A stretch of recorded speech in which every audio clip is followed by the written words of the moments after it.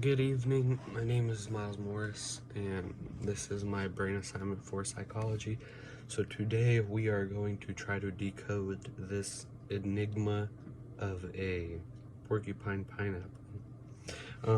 I created some flashcards to go over each part of the brain and its functions as well, and I marked them out with the different toothpicks with the colorations at the tip zone.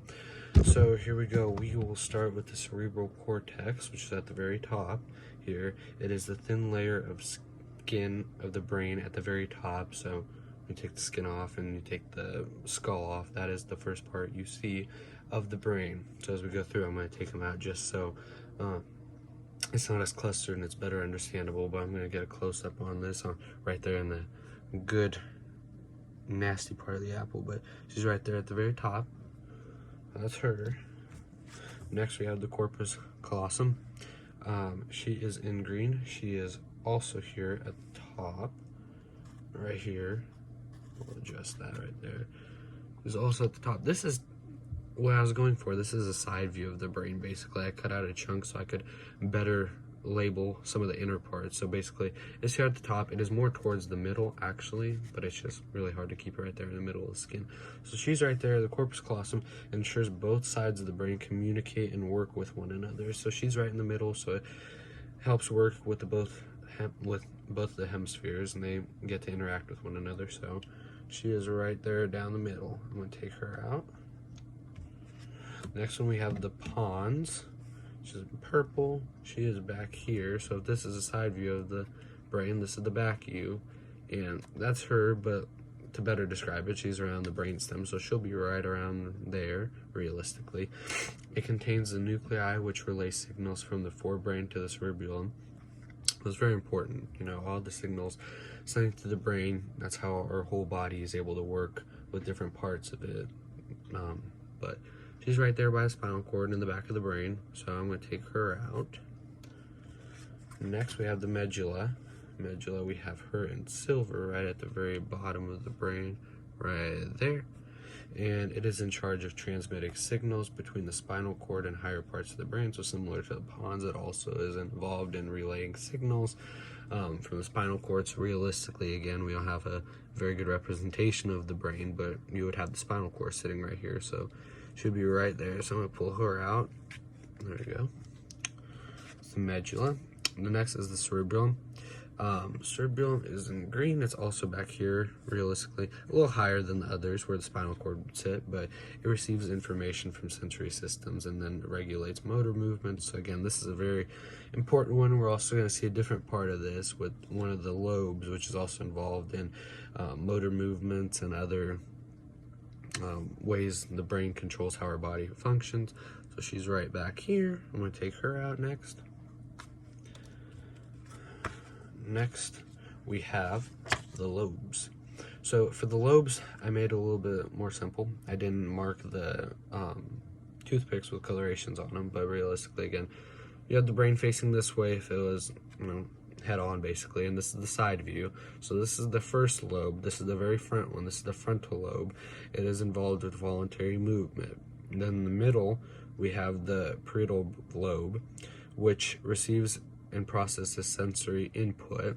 And then towards the back, towards the rear, we have the occipital lobe, which is involved with vision and selects, organizes, and integrates what we learn visually. And then on the side, right here, which would be close to our ear, we have the temporal lobe, which processes, similar to how the occipital, if I'm saying that correctly, lobe, organizes what we see visually. This is what organizes what we hear, so auditory, basically. So those are those three. Again, just a better view. This is the side view. This is the very front of the brain. This is the back of it. So this is the frontal.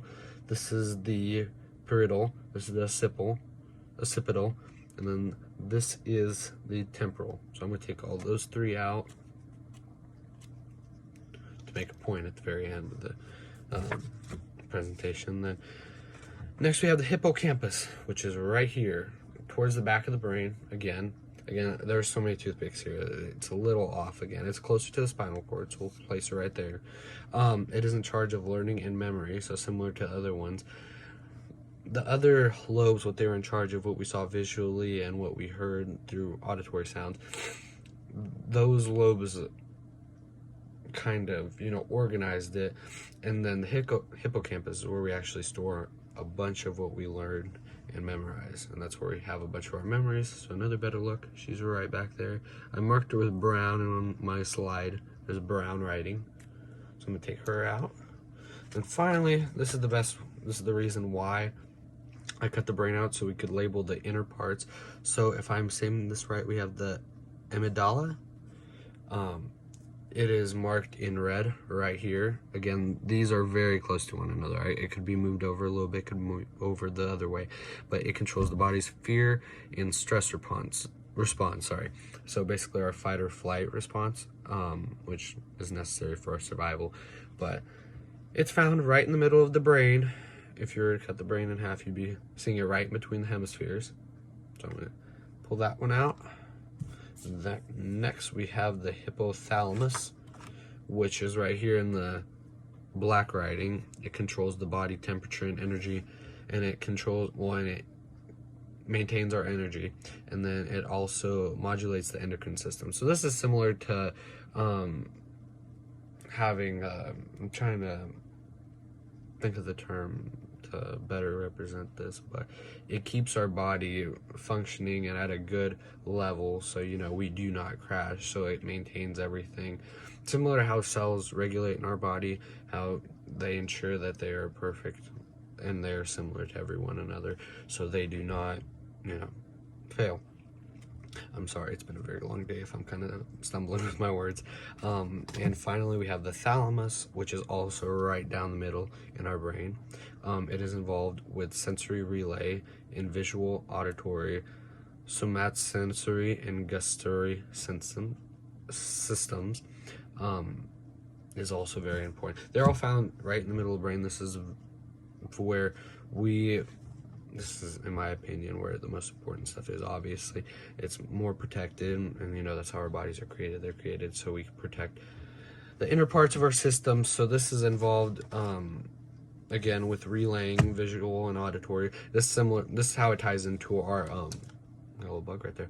This is how it ties into our lobes, because they collect a lot of this, and then it goes to these systems, and then it is held in the very back by some of this. I'm trying to remember which one, in the hippocampus, where it would be stored as memory and learning.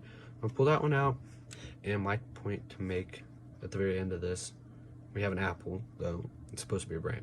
But if you think about it, if you just look at it, you don't really see the true power and how awesome it is. Because really, a brain, it doesn't look that interesting, but there's so much jam-packed into it that makes it as impressive as it is. It's insane what our brains are capable of, and how it's able to control our body, and how it's tied to everything, and how it works with our spinal cord, and how all these signals flow up and down on it daily to create us and have us function the way we do. So that is my brain assignment. I hope you enjoyed.